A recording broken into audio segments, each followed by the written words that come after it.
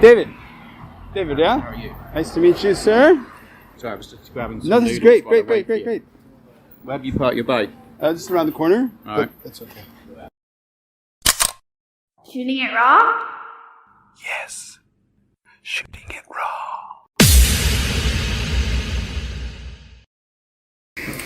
Well, I see photography as being very much sort of tied in with the art that I do. So, in the first instance, because I've drawn plein air a lot, so I go out, sit somewhere up in the woods or by a stream, but I always take some photographic record at the same time, and I always take care to try and get some shots that I think also reflect my feeling about the place that I'm in. When I share my picture, I will also usually share it alongside a few photographs as well to create more of a story, rather than just say, oh, here's a picture I did. But actually, the picture is also part of a story that I want to put across. So I also use photography particularly for those artworks that take me longer than, say, may go over several days. I use the camera to sort of record the progress, because artworks will go through various sort of changes from the original underlying drawing, to the sort of first layers of color or whatever, and some of the effects you get might be very beautiful, but then they'll be lost, as you overpaint and you eventually come through to your final thing. So I rather like to have this sort of record. To me, that's just two ways in which photography is very much an important part of what I do. Though I see myself primarily as an artist, I see the photography as part of that.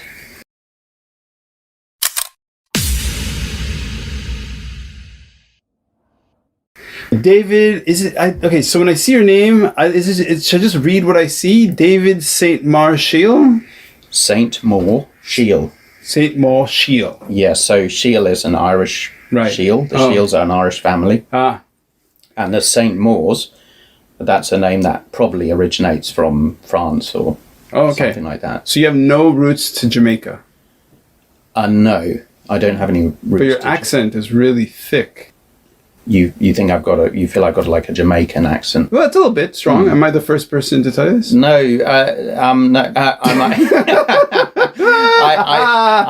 I've grown up rather sort of rootless and moved around a lot over my life. And at one stage, people asked me, "Where did you get your accent from?" And I said, "Oh, I got it from the World Service." Nice. Okay.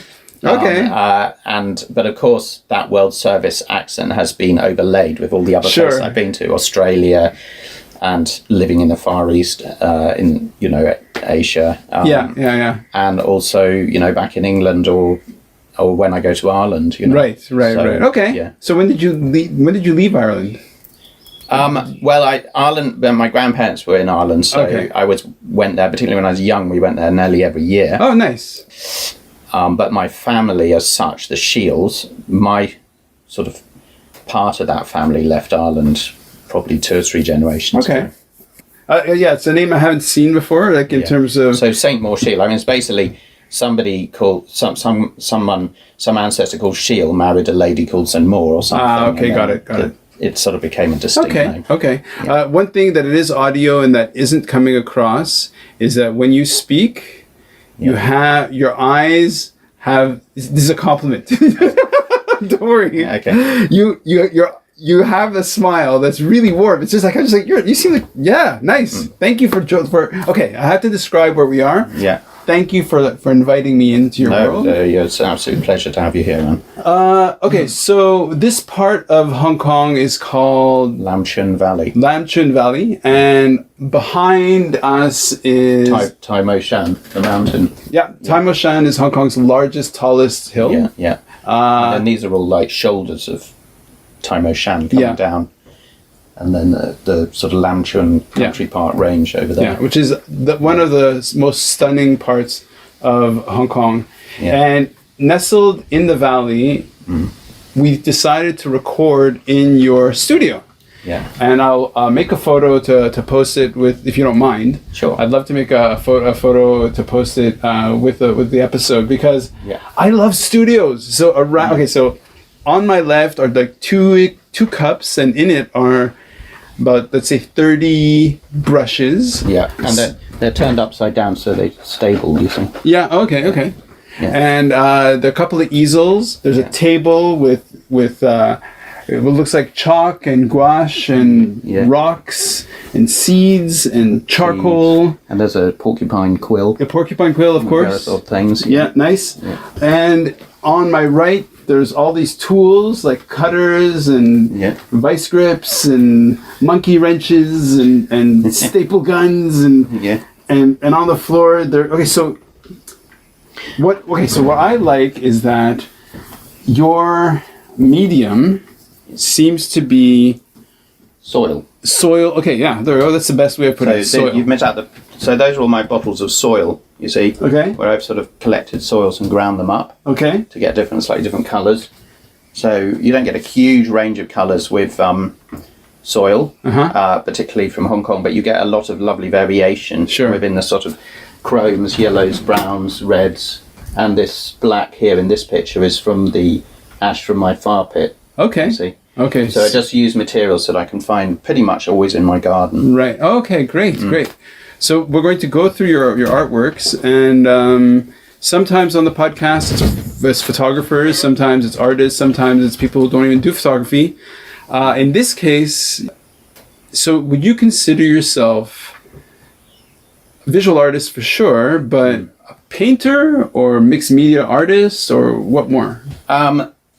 Mixed media, I would say. I think of doing art, creating artworks rather than making paintings or drawings. And I get a lot of inspiration by going out, as I said, to plein air. I sit outside somewhere and draw things, and that gives me a lot of inspiration. But then I will then sort of draw on that inspiration when I come to do the sort of pieces that I do here in the studio. Right. So all the work that I do with soil, where I sort of collect the soils and grind them up and mix them with this is tree resin. Okay. Right, it's a sort of medium. Yeah, in a jar, yeah. Yeah, that's a tree resin I dissolved. Oh wow. So you can see the beautiful resins here. And you just collect the resins off the trees? I have done that, and particularly in Australia I collected a lot of resins. Okay, this is a bag with all these crystals of various resins. Oh, amazing. Yeah. So they're mostly amber, really. Yeah, they're like amber, aren't they? But then amber is tree resin, but much older, so it's sort of fossilised. Yeah. Yeah. Nice. So this particular resin came from China. Okay. But I have, where I see it oozing out of a tree, I will scrape it off. Okay. And use it. Okay. Some of it. So I try to use sort of natural materials in that respect. Yeah. And so your canvases, so some I see panels of wood, but I also see this is more of a canvas. Yeah, this is a sort of art board I used in this case, and I use handmade paper.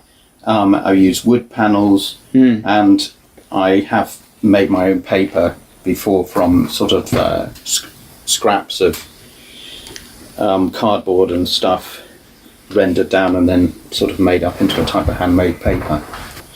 So, I mean, this is still a journey of exploration for me. Yeah. And I started doing work related to soil about 2 years ago. Okay. But at that time I was back in England, and when I came to Hong Kong, I decided to really focus on that primarily. Right. So it's been a real journey of where do I find and prospect for the soils? If I take any soils that are not directly from my garden, and the soil in my garden I consider to be a sort of golden treasure in my garden anyway, but if I'm taking some soil from, say, somewhere outside of my garden, I'm very, very conscious not to leave any mark, I don't go out with a spade and dig up the country parks or something like that. So, but increasingly I've found that pretty much all the colours that I need, I can find even in my own garden. Right. Okay. Yeah. This is a perfect way to, or segue to, or doorway to enter into the first image. And here it is.